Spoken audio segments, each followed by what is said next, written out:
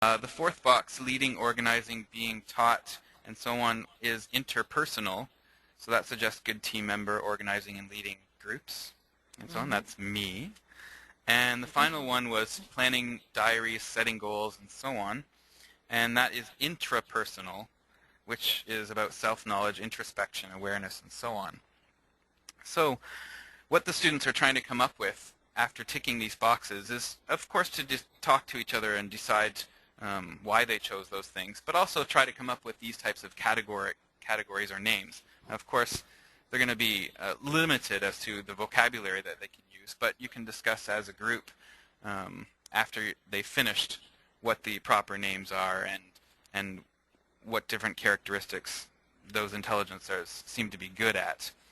The next thing that it suggests is that in groups, students come together and they talk about what school subjects maybe fall into these different categories, right? What jobs might fall into these different categories, right? So for example, for linguistics, the first one, journalist, writer, public speaker, and so on, right? For logical mathematical, maybe scientist, mathematician. Who is a mathematician, Logicalician. really? Philosopher? Yeah. Spatial visual people, maybe artist, sculptor, navigator. What is a navigator? Someone who goes on the boat and navigates? Sure. For interpersonal, maybe salesperson, counselor, or teacher, right? That's the one that I fell into. And intrapersonal, maybe philosopher, religious, devotee. For which one? Intrapersonal. Oh. Okay. Yeah, the planning, diaries, setting goals, and so on. That one. Yeah, we're bureaucrat. Right. So, so what students can do is, of course, they can talk about the jobs, put that into a job lesson, but then one of them could be a career advisor, ask questions to the other students about, tell me about yourself, what are you good at, what do you like doing, and maybe help them practice job interviews, practice counseling on what type of job they might be good at in the future, what type of job they should have taken instead of listening to their parents. Yeah. And so on, right? Okay, so finally we got some points to remember here about this book because we are running kind of late. The first thing is the you focus. I think that's the big one. Everybody likes talking about themselves, and it really gives you the opportunity and the students the opportunity to do this. There's photocopiable worksheets. Everything is photocopiable, of course, so that's a great plus. It's adaptable to different levels. Even though they've got some level recommendations, you can tweak it here and there and make it something interesting for all levels. The order of the activities you do need to be a little concerned with because some of them are freestanding, but some of them build on each other, so you have to be a little bit careful of that. The language input that you give might be the stuff that's recommended on the worksheet, but of course you can tailor that for your lessons.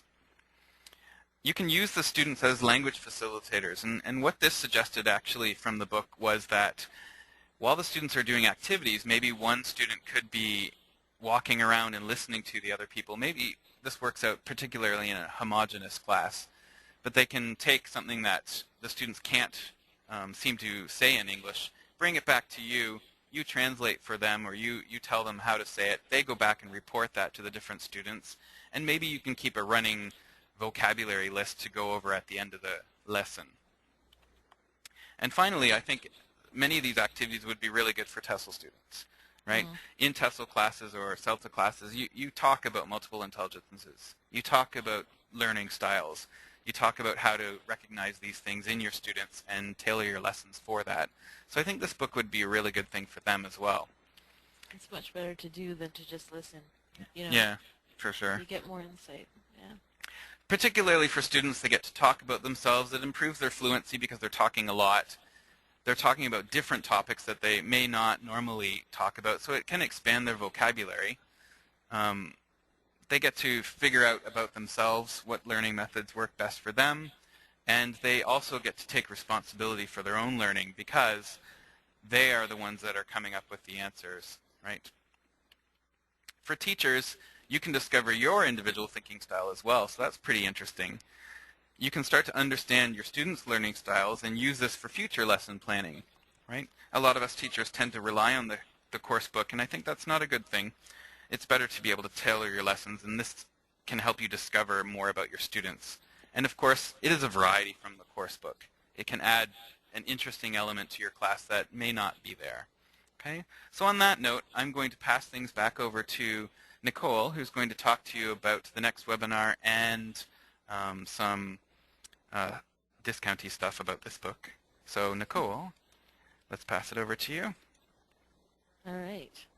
Well, that's great, Tyson. Thank you very much. That was very interesting, and I think it was really nice to actually be able to do some of the activities. They really are a lot of fun. Yeah, they're awesome activities. Yeah. And I mean, stuff that you could actually just bring into a party, too. You know? Yeah, for sure. Having a dinner party, you're concerned that some of your guests won't get along too well, just do that. You know, you'll have something to talk about. It's brilliant. And one thing that I really noticed about this book was there's some things that I actually did do in classes before, but I had to come up with it on my own a lot of times. And little did I know, there's a book full of activities in here that can give me that type of stuff that I want to do in the class. That's fun and interesting. It's genuinely personal. I mean, we always talk about doing personalized stuff in class, but I mean, this stuff really actually gets students to maybe even just realize more about themselves that they hadn't thought about before. So yeah, totally. Mm-hmm. Anyway, so our next webinar is going to be on humanizing your course book. Humanizing Your Course Book is a great book by Mary Rinfalukri, and the idea with that is that you're working with the course book or just, material, and that it can become a little bit, either dry or not exactly perfect for your students, whatever, but that instead of chucking the baby out with the bathwater, I mean, you don't have to get rid of your course book and you don't have to get rid of the materials you're working with. Instead, you just need a few kind of ideas on how to bring that stuff to life. So I like to call this a book of spice. I think it's fantastic, and it's one of those books that, everyone should have in their library, I think. So I hope you'll join us on Thursday, August 22nd. Sorry, 27th. Hopefully at 6:30. Hopefully at 6:30, provided that, I swear, we're going to practice on this, kids. And, you'll get some insight as to what makes this such a fabulous book. And the other important thing to mention is, of course, as always, we're offering a special 20% discount off of the book that we featured in our webinar to everyone who attended.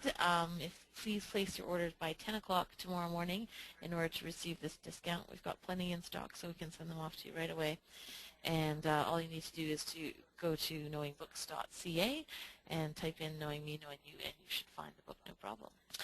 So that, I think, takes care of administrative things. Are there any questions out there? Anything that any burning questions or not so burning questions that you'd like to ask Tyson or I? You can put them in the question box, and I'll read them out for everybody so that everybody can benefit from our wisdom. Such as it is, yes. There is wisdom sometimes. It's just not obvious. If you don't have any questions, then we would like to thank you, and you can leave. Yeah. Well, we'll stick around, but otherwise, thank you very much for coming, and we have a lot of fun doing these, and we hope it's at least almost as fun for you as it is for us. But here's us taking the day. Thank you and goodbye.